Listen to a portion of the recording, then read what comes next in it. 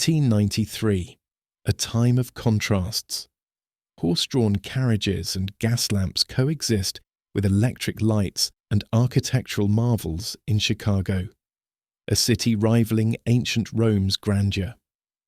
How is this achieved so soon after the Civil War? We're about to challenge the timeline of technological progress, from the Ferris Wheel's advanced engineering to the White City's sophisticated urban planning.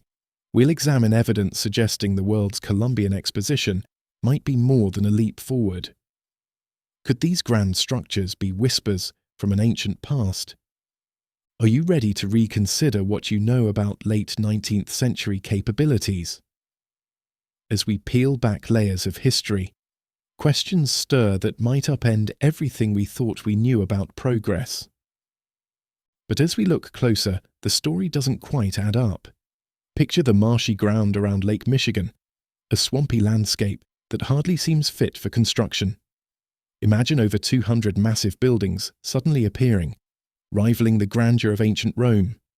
It's a leap that strains credibility. The official narrative claims that construction began in 1891, but the specifics are frustratingly vague. We're left wondering about the timeline, the workforce, and the logistics. The exposition covered a staggering 690 acres, a colossal undertaking.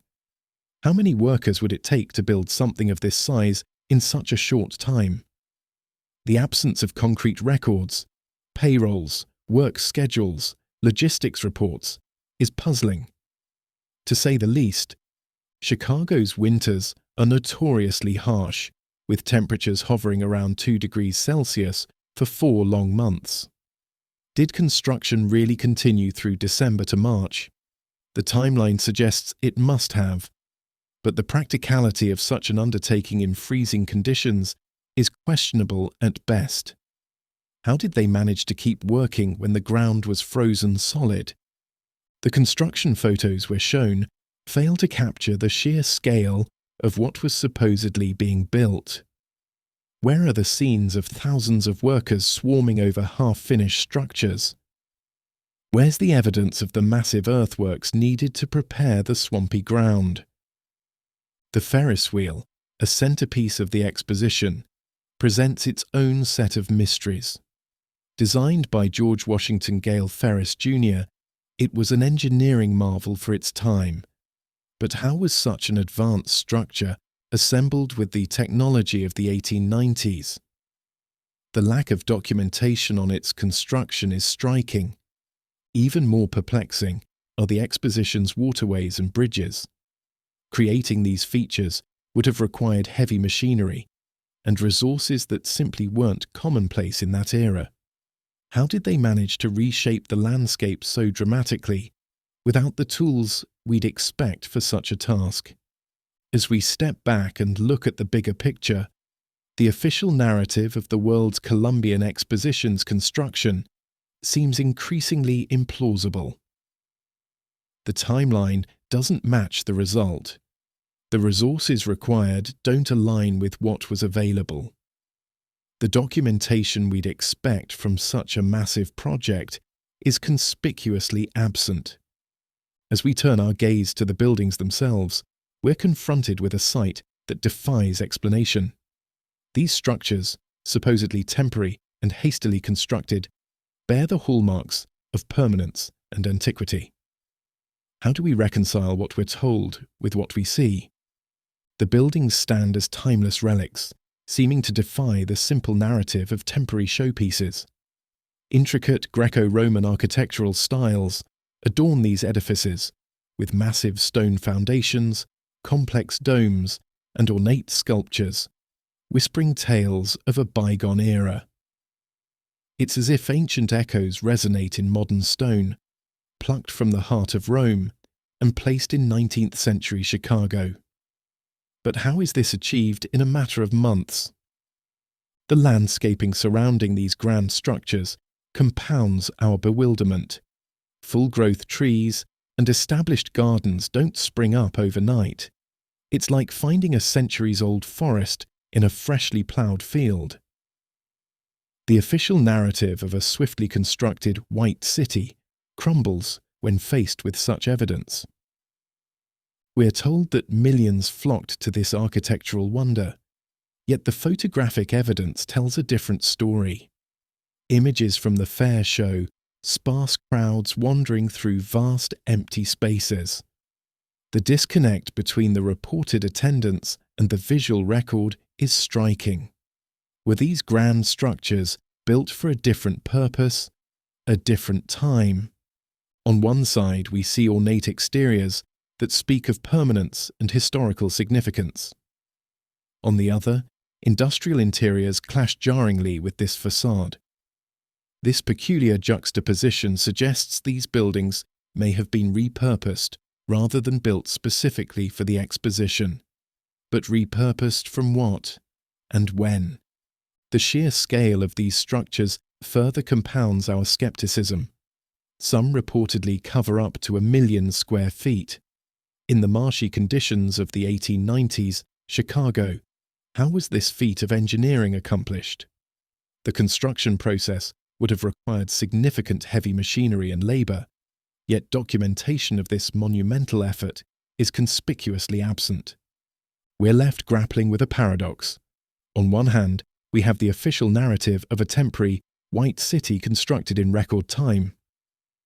On the other, we're faced with buildings that exhibit signs of age, permanence, and a history that extends far beyond the confines of the world's Columbian Exposition. What's really the story behind these enigmatic structures? As we peel back the layers of this historical enigma, we stumble upon a concept that challenges everything we thought we knew about the Columbian Exposition. What if Chicago's White City wasn't a new creation, but the resurfacing of a lost civilization? This idea could explain the inexplicable aspects of the fair's construction and its lasting impact on American society. Consider the concept of a mudflood, a catastrophic event that could bury entire cities beneath layers of earth. Applying this theory to Chicago, we see the grand structures of the Columbian Exposition not as built from scratch, but uncovered from beneath the mud and debris of time. This explains the seemingly impossible feat of constructing such massive and intricate buildings in a matter of months. The exposition introduced numerous technologies and cultural elements. Were these new inventions or rediscoveries of knowledge lost to time, unearthed along with the buildings themselves? This pattern of technological resets throughout history suggests a cyclical nature to human advancement, with periods of great progress followed by catastrophic loss and rediscovery. We're told that world's fairs, including the Columbian Exposition, were often financial failures. Yet these grand events continued to be held across the globe. What was the real purpose behind these exhibitions?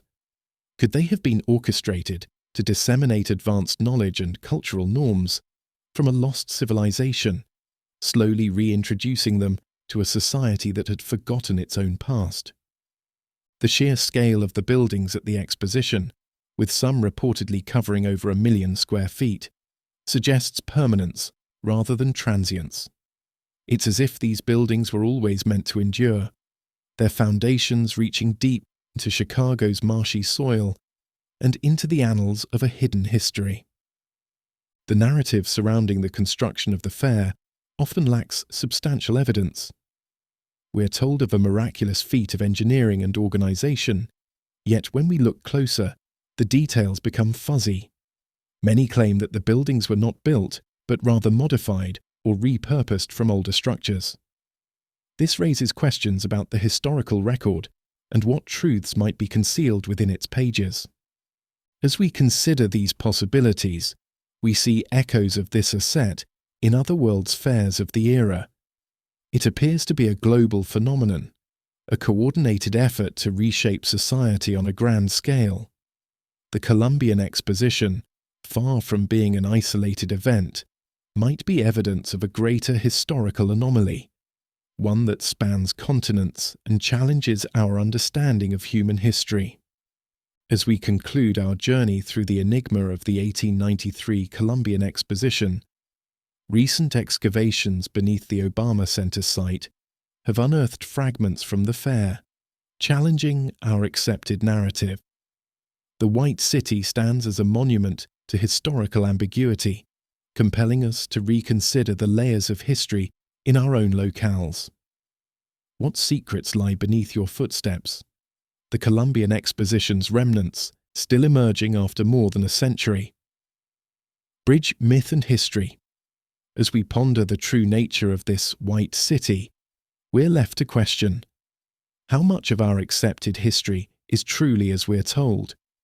The search for truth continues, and it may well begin in your own backyard. What will you uncover when you start digging?